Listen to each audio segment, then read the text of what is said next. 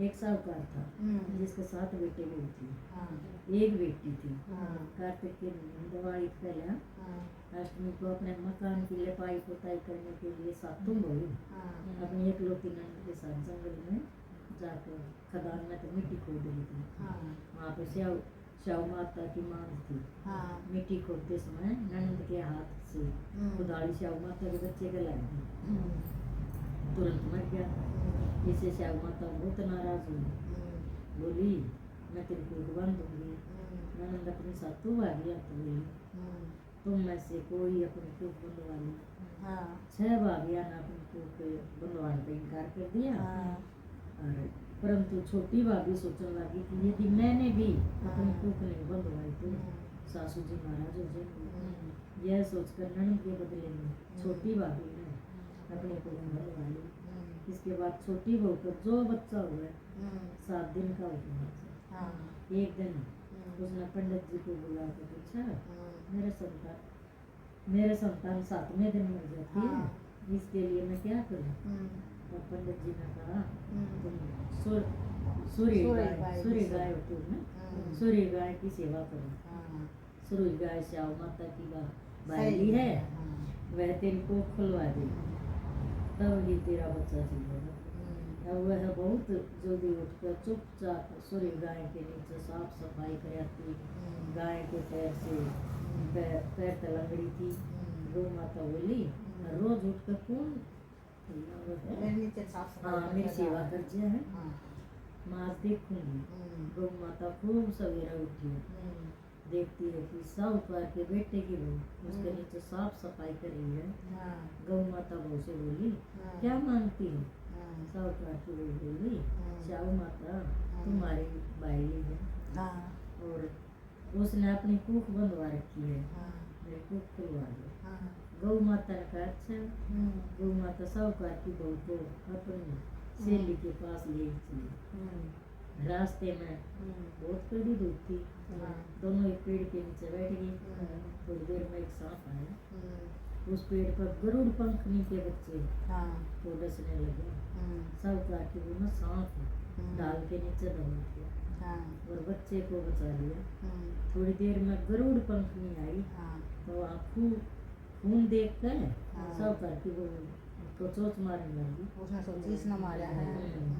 साहूकार की बहू ने कहा मैंने तेरे बच्चे को नहीं मारा, बल्कि सांप तेरे बच्चे को मारने आया था, मैंने तो उससे बचाया, उसकी रक्षा करी है। यह सुनकर गरुड़ पंखनी बोली मांग तो के मांग जाओ। बोली 7 समुद्र पार श्याव माता रहती है, हमें तुम उसके पास पहुँचा। गरुड़ पंखनी ने दोनों को अपनी पीठ पर बैठा श्याव माता के पास पहुँचा। श्याव माता उनको देख कर बोली आ गए, बहुत दिन में आई। बात करते समय श्याव माता ने बीच में कहा बहना मेरे सिर में जूने पड़गी। सूर्य के कहने से साहूकार की बहू ने उसके सिर की सारी जुएं निकाल दी। इस पर श्याव माता ने प्रसन्न होकर कहा तूने मेरे सिर में बहुत सिलाई फेरी है, इसलिए तेरे 7 बेटे और 7 बहू होंगे।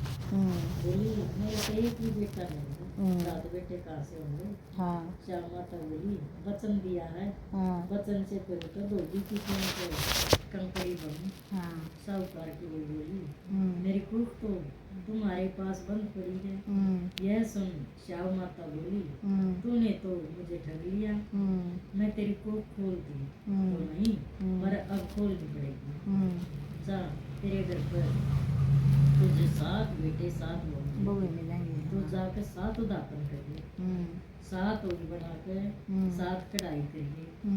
वह लौट कर आई तो वहाँ देखा कि 7 बेटे 7 बहू, उसने 7 ओली बनाई, 7 उदापन करे, 7 कढ़ाई। शाम के समय जेठानी आपस में कहने लगी कि जल्दी जल्दी तो पूजा कर लो, कहीं छोटे बच्चों को याद करके रोने लगी। थोड़ी देर में उन्होंने अपने बच्चों से कहा अपनी चाची के घर जाकर देख कर आओ, आज वह अभी तक क्यों नहीं हुई? बच्चों ने आकर कहा चाची तो वही बना रही है, खूब उदापन कर रही है। यह सुनते ही जेठानियाँ दौड़ी दौड़ी वहाँ आई और आकर कहने लगी, तूने कोख कैसे खुलवाई? उसने कहा, तुमने तो कोख बंधवाई नहीं थी, सो मैंने कोख बंधवा ली थी, परंतु अब श्याऊ माता ने दया करके मेरी कोख खोल दी। ये श्याऊ माता जैसे साहूकार की बेटी की बहू को कोख खोली है ना, वैसे ही हमारी सबकी, परिवार की, बहुमा की, सब परिवार में सबको खुशियाँ दे, कोख खोलते जाते, कहते सुनते, उपकारा बढ़ते, परिवार पर सुख शांति बने। बोल जय हो माता की जय। नाग बाबा की ओर पे दे।